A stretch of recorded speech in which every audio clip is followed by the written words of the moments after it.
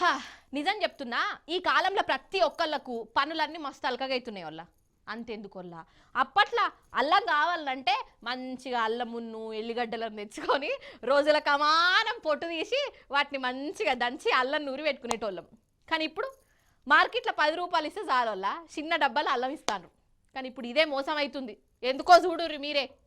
సాంప్రదాయని సుప్పిని శుద్ధ పూసని. ఆహా, ఎట్ల నిలబడ్డడో చూడు. అన్నెం పుణ్యం తెలవని అమాయక చక్రవర్తి లెక్క. అయ్యో అమాయకుడు కాదా అంటారా? వీడు వంట రూమ్ల మంట పెట్టి మంది కొంపలు ముంచుతుండు. డూప్లికేట్ అల్లం తయారు చేసి జనాలకు అంటగడుతుండుల్లా. వీని దౌడలు దగ్గర వడ, చేతులకు జట్టలు ఉట్ట. అగ చూడుర్రి వీని అల్లం ఫ్యాక్టరీ.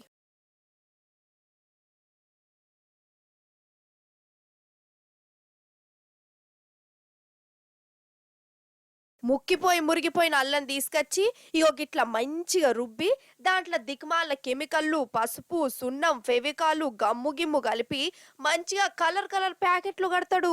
ఒరిజినల్ అల్లం మంచి అల్లం అనుకుంటా అగ్వకే దుకాణాలకు సప్లై చేస్తుండు.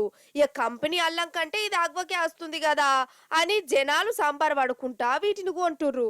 లేనిపోని దిక్మాల భీమాలు తెచ్చుకుంటుర్రు. వామ్మో అగ చూడు, ప్లాస్టిక్ డబ్బాలు బకెట్లు బగోనాల నిండా డూప్లికేట్ అల్లం తయారు చేసి పెట్టుకున్నాడు. అసలు ఈ డూప్లికేట్ గాళ్లను ఏం చేసినా పాపం లేదు. లేకుంటే ఏంది మరి, పైసలు కమాయించుకునేదందుకు మంది పానాలతోనే ఆట ఆడుకునుడేంది కదా.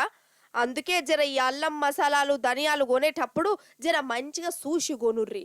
అసలు నన్ను అడిగితే వెనకటి లెక్క అల్లం ఎల్లిగడ్డలను మంచిగా నూరుకొని పెట్టుకునుడు నయం అనిపిస్తుంది. అంతే కదా.